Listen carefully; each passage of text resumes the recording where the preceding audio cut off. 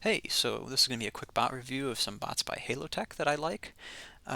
He's a player who stopped by our Discord pretty recently, and we got to talking about some of his designs and maybe some things he could do to improve them. And he was saying that he pretty much doesn't believe in modern routing and prefers to go with block spam, which, to be fair, block spam in a sphere is pretty much 80% health efficient. So, but when you have bots that have weak dimensions like this, there can be problems if you don't reinforce them.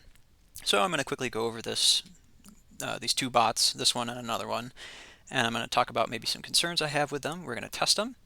We're going to come back. We're going to make a few. I'm going to try to do as few improvements as possible and get the most impact out of those improvements, and then we'll talk about one more time. So this is the Rupture that he made, which I believe this is kind of like EVE Online inspired. I like the tall design. It's meant to be a keyboard control craft, and it's very tall and thin. And so my first immediate concern is that the top half of this bot is going to get separated from this long tail that's sticking down underneath it. So we're just going to quickly tear into this and take a look at how things are routed. I'm going to check in here. First thing I'm going to do is going to check for vertical split protection. So I don't see any. He's got some routing on his guns here, but there's no vertical split, and I don't think I see any in here either. Yeah, I don't see any rods or anything like that, other than on the sides here, which these are pretty exposed. All these rods here are going to jump to one another pretty quickly and get destroyed. They're like right up in front where you're expecting to take damage, so I don't expect them to do very much. Let's take a look at the gun mounts maybe. Or the module mounts, actually. So let's see if there's anything here. So I don't see anything here special about the module mount on the bottom. Which, by the way, small rudders used as active wings, basically, aren't very good. They don't provide a lot of lift. They actually have quite a large hitbox, whereas, wings only have like a half a hitbox, like kind of towards the connection side of the wing. So they're not very cost effective for actual lift and movement. Same thing with vertical rudders. They do the same job of keeping you kind of upright as active wings, but they just don't provide any lift at all. Like the VTOL functionality isn't there. They will move you back and forth, but you don't actually get any lift off of them. So now if these were tilt rudders, so if you had them facing this way, they would allow you to tilt faster. But they're not set up that way. So hang on, let's quickly take a look at the gun mount. So there's no split protection that I can see. Let me check between the wings maybe. So I'm not seeing anything here. It's all just block spam. True to his word, I suppose. So we'll go back. Oh, and we'll check the other module as well here. So I think I saw, yeah, blinks in here. Oh, okay, so it's not connected on the back. Yeah, so he's only using 3 connections on the blink module, which is a little concerning because you could take 2 hits here. One and it does soak into blink on one of those connections, and then you take another shot and it pretty much has a chance that it'll get taken off if this bit here gets removed without using up all the health of it. So then finally let's take a look at the gun mounts here. And I did see there was something going on. Oh, okay, so he's got some simple routing here. Unfortunately, the guns are connected to one another, so damage overflowing from this gun. When this gun gets hit, it's pretty much guaranteed to break this block, which is going to remove both guns. Usually you don't want to do that. And we'll go in here. Okay, so he's got 2 struts right here, which is pretty nice. But then behind that, it looks like, okay, and he's got the gun mounts a little separated here. So they are rod mounted, which means when you lose the connection here, you unfortunately do lose the weapon. But this is better than the other one where they're both connected together. And then I think he's got something similar going on here. Yeah, okay, so he's got 2 separate rod mounts, basically curving towards the back of the bot. So he assumes he's going to take damage in front, and damage can't transfer from any of the blocks around here to the rod, and this portion of it's clipped, so this portion doesn't have a hitbox, but it has a hitbox here and here. And we've talked about rod mounts on this channel before, and my concern always with them is that basically if you end up getting shot in the block that the other end of the rod is connected to, you lose the weapon early. It's almost always better to have a dual mount where you have a local mount underneath the gun, a rod that goes to some other extreme in the bot. And that way, if it gets hit locally, the dual mount protects it locally, and then it's still held up to the other location, and if the other location gets hit, there's a little bit of delay before it goes into the gun. So, I think that's pretty much everything. My major concerns are going to be cutting here, and just honestly, shooting in through the center will probably disconnect the blink and the wings from one another. So we'll give that a rail test, and I'll be right back.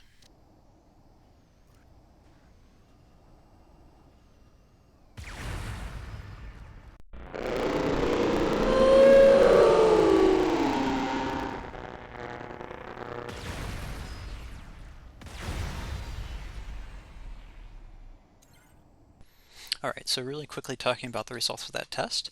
So the bot died in 4 hits, and that's the lowest number of shots combination I could find to kill it. So the total health of the bot was 3,227,800 health, times 80%, because your effective health pool is pretty much only 80% of your total CPU, which some parts have more or less health, but roughly his effective health is 2.58 to 240, right? So 2,600,000 around. 4 T5 rails at 230k damage gives you 920,000 damage. So if you take your 920,000 damage, which is the damage we did, you divide it by the effective health, multiply it by 100%, you get around 35% health efficiency. So around 65% of his health wasn't being utilized in this case. And of course, you can argue that no one's going to sit still and take 4 shots from a rail in those exact locations. That might be true, but there are situations that you're going to run into where this is a possibility. If someone's focusing their fire, they're probably going to focus it right on the center of your bot, and if they're up close, they may end up severing you in half, and you'll lose a lot of your health. So, by designing to prevent these kind of worst case scenarios, which Rail is really good at testing these because it does like the 3 shots basically, where it splits up into 3 parts, and if it misses, if there's no backstop, it'll do the remaining 2/3 on the first layer, or a remaining third on the second layer. So Rail is really good, a really good quick way to check this, and this is the testing method that we use. And if you design to avoid kind of these worst case scenarios that you find, where your bot can get cut or you lose parts early, your bot generally becomes more effective in combat. So let's go back to the build bay and talk about what we can do to maybe change this. Alright, so we're back in the bay after having done some testing, and now we're going to take what we've learned from the testing and we're going to try and apply it to improve upon this design. So, what can I do? What's the smallest number of changes that I can make to have the largest difference in the health efficiency of this bot? So generally, when you have a bot that's block spammed out and you have everything where you want it to be, the best thing that you can do to initially start off with is to take your higher CPU multiple connection components, so components that have multiple connection points, and connect them together with independent connections, so connections that don't connect to anything else but from component to component. And the higher the CPU, the better, because when those parts get separated from one another, that's when you lose large chunks of health and you die much faster. So in this case, we've got our window maker here at the bottom, and we've got a blink in the top. So the first thing that I'm going to do is I'm probably going to connect those, and then I'm going to do a small loop, a ring loop around these wings, probably for the top pair and the bottom pair of wings. And then I'm probably going to take some of these gun mounts and I'll chain them off of the off of the center pairs of wings, and maybe run some extra split protection down the length of this body. So let's go ahead and make those changes. Oh, one other thing. I'm definitely going to use all of the connections on the blink, so I'm going to be moving this back and adding those connections in. And in order to fund all of this, I'm going to remove these bottom rudders because they basically don't do anything. Okay, so I'm going to cut the video right here. Past Rubicon basically takes the next hour to go and do the things that I was talking about doing up to this point, with the addition of adding in the guns to the split sets that I run along the length of the body. I'm going to go ahead and just fast forward this section, and if everybody wants me to release a version with all my commentary later, I'll do that, but I won't make you suffer through an hour of me just talking to myself, so here we go.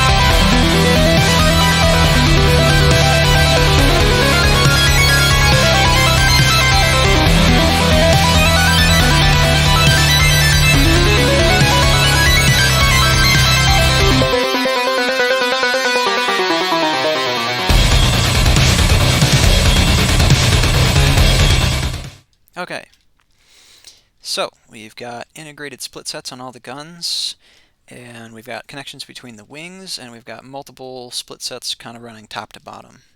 So now let's go back into test mode and see how this performs versus rail. Alright, so we're back in test mode with the changes that we've made, and now I'm going to test and see if it splits the same as it did. So I'm going to shoot in pretty much the exact same spots as before. So I think I shot like once under each side of each set of wings. In this case it didn't separate the bottom, but let's shoot here and here, and so now you can see the split sets holding it up. Let's try and shoot those out. Okay, so I got the center one, and then we'll shoot once more for the top, but the wings are holding it together. So that's a significant improvement, and we've got some of our guns, integrated sets still hanging on with the guns on them. So that's much better. But, you say, Rubicon, how do you truly know that it's improved? Well, we'd have to do comprehensive testing to make sure that no other angle causes it to die in 4 shots as well. So, let's do that.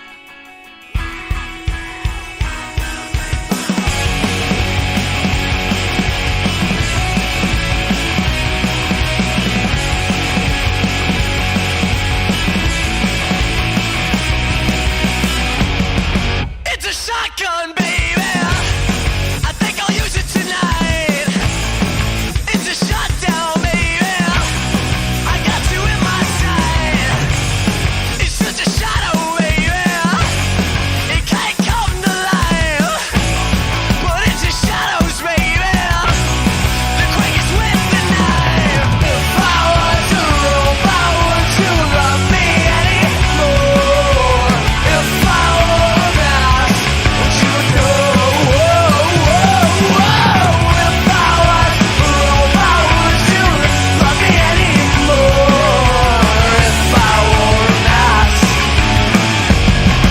It's a contract, baby. We're gonna make you sign. It's your choice now, baby. But you can die tonight. It's a whisper, baby. When your ears are blind. It's a scream, baby. We don't want your kind. If I was a rope, I would you love me anymore. Okay, so post changes, we did 11 tests, and for those tests it averaged 7.7 rails to kill the bot. 7.7 T5 rails gives 1.7 million. The health did increase a little bit because we took some of the rudders off and we changed them out for basically more blocks, but that adjusted number over our new 80% health pool, or 2.6 million, gives us around 68% health efficiency. So we've gone from 35% to 67%, 68%, with just 30 minutes worth of building changes. So this is the power of modern triforcing, basically. And it may not surprise you that building for general rail efficiency also helps against other forms of damage, and since we've got our guns roped into some of our split protection, the gun retention also tends to be a lot higher after making changes. So you can see here that after taking a fair amount of damage, I'm still in one piece, and I have 2 connections still running top to bottom. So making these kind of changes to your bot generally does increase gun retention, part retention, and overall health efficiency. Well, that's all I have to say for now. Hopefully going over this fairly extreme example of a design with a dimensional weakness and reinforcing it from its initial block spam state to something that actually has split protection and some integrated sets with the guns and generally more component-to-component connections. Hopefully, having gone through all that and made those changes, it now gives you a better idea of how you might want to reinforce your own builds.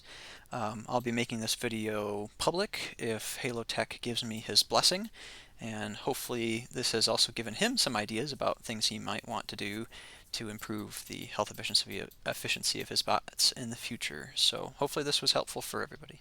All right, bye.